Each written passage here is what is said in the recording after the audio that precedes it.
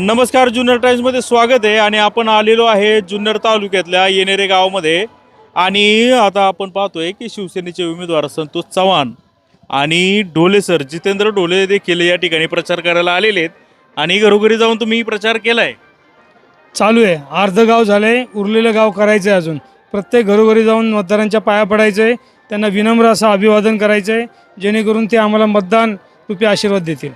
मग लोकांची काय प्रतिक्रिया आहे तिकडे? मतदारांना खूप असा आनंद होतो, कारण त्यांच्या दरवाजापर्यंत जात नाही, त्यांची माणसं, त्यांनी नेमलेली माणसं तिथपर्यंत जात आहेत. परंतु आमचं सौभाग्य असं की आम्हाला मतदारापर्यंत जाता येतं आहे, कारण मतदारांच्या काही समस्या आहेत, काही त्यांच्या व्यथा आहेत, काही त्यांच्या अडचणी आहेत, हे त्यांच्या घरी गेल्याशिवाय कळत नाहीत. त्यांच्या उंबऱ्यापर्यंत गेल्याशिवाय आपल्याला त्यांच्या व्यथा कळत नाही. रोजच्या जीवनात त्यांना काय अडचणींचा सामना करावा लागतो आहे हे तिथे गेल्याशिवाय आपल्याला कळणार नाही. म्हणून आमचा प्रयत्न आहे का शेवटच्या घरापर्यंत, सावरगाव कुसूर मतदारसंघातील शेवटच्या घरापर्यंत आम्हाला जायचं आहे.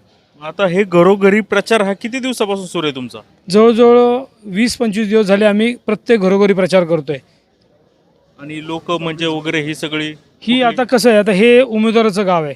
जितेंद्र भाऊ ढोले त्यांच्यावर प्रेम करणारी, ते इथे विद्यमान उपसरपंच आहेत, त्यांच्यावर प्रेम करणारी जनता आहे. आमचे वडदची लोक आहेत, जे म्हणाले की बाबा आपल्याला प्रत्येक गावात आम्ही तुमच्याबरोबर प्रत्येक ठिकाणी येतो. संध्याकाळी 6 ते 9 हा आमचा वचाराचा 9-9:30पर्यंत टाईम असतो. दिवसभर लोक घरी भेटत नाहीत. आमच्याही गावातील अनेक लोक आपला दिवसभराचा कामधंदा आटपून माझ्यावर आज जॉईंट होत आहेत. स्वतःहून येतात? हे स्वतःहून येतात सगळे. अच्छा, काय झालं? काय हातात काय ते?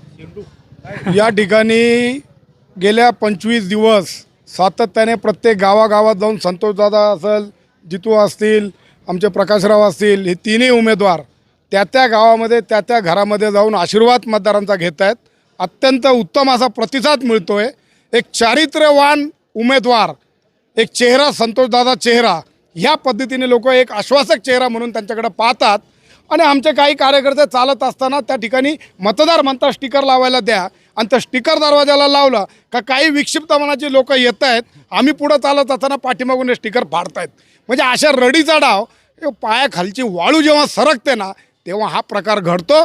याच्यामध्ये हाच संतोषदादा आणि या पॅनलचा विजय झालेला आहे असं याच्यातून सिद्ध केलं जातं, आणि म्हणून हा रडीचा डाव खेळला जातो. परंतु मी या ठिकाणी त्या जे असे विकृत चाळे करतात त्यांना एक आव्हान करेन का बाबांनो, ही निवडणूक आहे 4 दिवसाची, आपण ह्याच गावचे, आपण काय कुणी पाकिस्तानवरून आलेलं नाही आहे. त्यामुळे खेळीमेळीच्या वातावरणामध्ये एकमेकाला रिस्पेक्ट देऊन या ठिकाणी ही निवडणूक पार पाडावी, एवढंच या ठिकाणी आम्ही संदेश देऊ. येणाऱ्या काळामध्ये निश्चितपणे संतोषदादा चव्हाण हे 1 नंबरला निघून गेलेले, आता जी स्पर्धा चाललेली आहे ना, हे 2 नंबर कोण राहतो याच्यामध्ये तिघांमध्ये स्पर्धा चालू आहे. आणि म्हणून या ठिकाणी अत्यंत चांगल्या पद्धतीने उत्स्फूर्तपणे कार्यकर्त्यांनी मतदार दादाच्या पाठीमागे येत आहेत. काय खरं म्हणतात काय? हो. गावात तुमचं स्टिकर काढताय कोण? ह्या गावात 2 उमेदवार आहेत आणि सगळ्याच गावांमध्ये आमच्या स्टिकर चिटकवलेलं आहे.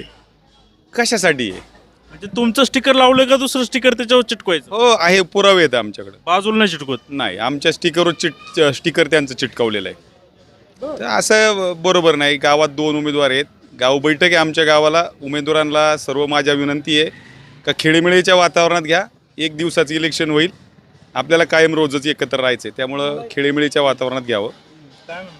मला एक सांगायचं आहे, आपण झेडपीची निवडणूक लढतोय, आपण पंचायत समितीची निवडणूक करतोय, आपण 4थी आणि 5वीच्या वर्गातली मॉनिटरची निवडणूक लढवत नाही आहे.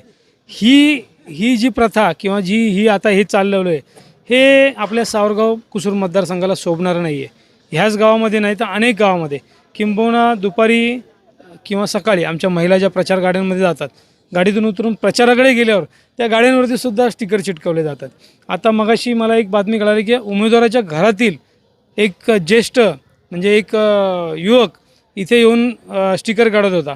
ज्यावेळेस आमच्या काही मुलांनी शूटिंग घ्यायचा प्रयत्न केला त्यावेळेस तो आहे तसा पळून गेला. अरे बाबांनो, आपण काय करतो आहे? आपण काय निवडणूक लढवतो आहे? निवडणूक ही कशी लढली जाते, किंबहुना कशासाठी लढली जाते? मला हे एकच सांगायचं आहे, जिथे आपल्याला शिक्षण हा फार मोठा मॅटर आहे. शिक्षण आपल्याकडे नसलं की काय प्रकार होतात हे आपण बघतो आहे. हे येणेरे गाव आहे, हे येणेरे गाव पंचक्रोशीला दिशादर्शक देणारं गाव आहे. अनेक वर्षांपासून इथले अनेक व्यापारी मुंबई आणि गाव यांचा समन्वय साधत आलेला आहे. पूर्ण पंचक्रोशीवर येणेरचा एक विशिष्ट असा प्रभाव आहे. येणेरचे मतदार फार सुज्ञ आहेत. येणेरने जो निर्णय घेतला तो पंचक्रोशीत निर्णय मान्य केला जातो, किंबहुना त्या निर्णयाकडे पंचक्रोशीत झुकते. मला एकच सर्वांना आवाहन करायचं आहे, जेजूरकर मला असेल, निरगुडे, मगाशी आमच्या महिला गेल्या, त्यांनी फोटो काढले, तुम्हाला ते फोटो आम्ही व्हॉट्सअप करतो. काय होतं? फोटोवरती आम्ही जे स्टिकर चिटकवले त्याच्यावरती स्टिकर दुसरे चिटकवले जातात, खाली स्पष्ट दिसतंय. किंबहुना आपण काय म्हणतो ना, एखाद्याने चोरी करावी, ते चोरी तरी सराईतपणे करावं बाबांनो, त्याचं काहीतरी प्रशिक्षण घ्या. पूर्ण स्टिकर कट टू कट लावा.